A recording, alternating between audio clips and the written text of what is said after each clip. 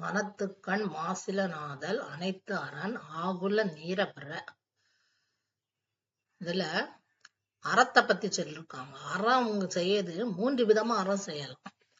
எப்படி எல்லாம் அறம் செய்யலாம்னா, மனதால் அறம் செய்யலாம். மனதால் செய்யக்கூடிய நல்ல எண்ணங்கள், வாயால் சொல்லக்கூடியது நற்சொல், செயலால் செய்யக்கூடியது நற்செயல். இப்படி ஒவ்வொருத்தரும் 3 விதமா அறம் செய்யலாம். அந்த 3 விதமான அறம் செய்யல அது எது சிறந்ததுன்னா, மனத்துக்கண் மாசில நாதல் அனைத்து அரண். மனத்துக்கண் மனதில் செய்யக்கூடிய அறம் தான் சிறந்தது. மாசில நாதல்ங்கிற மனசுல குற்றம் இல்லாமல், தீய எண்ணங்கள் இல்லாமல், நல்ல எண்ணத்தோடு இருக்கும் போதுதான், மனம் தூய்மையா இருந்தாதான் வாயில வார்த்தைகள் இனிமையாக பேச முடியும்.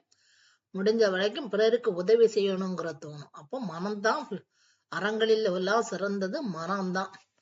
மனதில் செய்யக்கூடிய உதவிதான் அறம்தான் உயர்ந்ததுங்கிறாங்க. ஆகுல நீரபெற. மனம் வாயால் சொல்லக்கூடிய வார்த்தைகளும் செயலால் செய்யக்கூடிய செயலும் அது ஆகுல நீரங்கிற ஆரவாரத்தன்மையுடையது.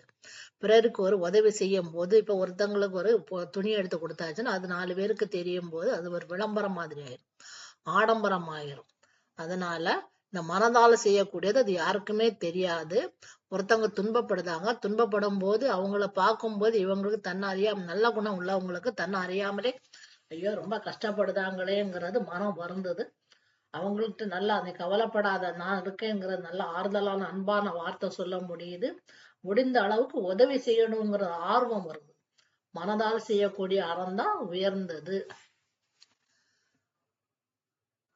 மனத்துக்கண் மாசில நாதல் அனைத்து அரண் ஆகுல நீரபெற.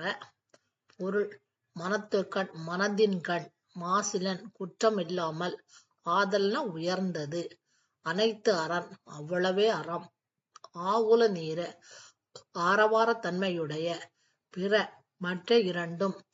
விளக்கம்: தன் மனதின் கண் குற்றம்ங்கிறது தீய எண்ணங்கள் இல்லாமல், தீயன சிந்தித்தல் இல்லாமல் நற்சிந்தனை உடையவனாக இருப்பது அறத்திலெல்லாம் சிறந்தது.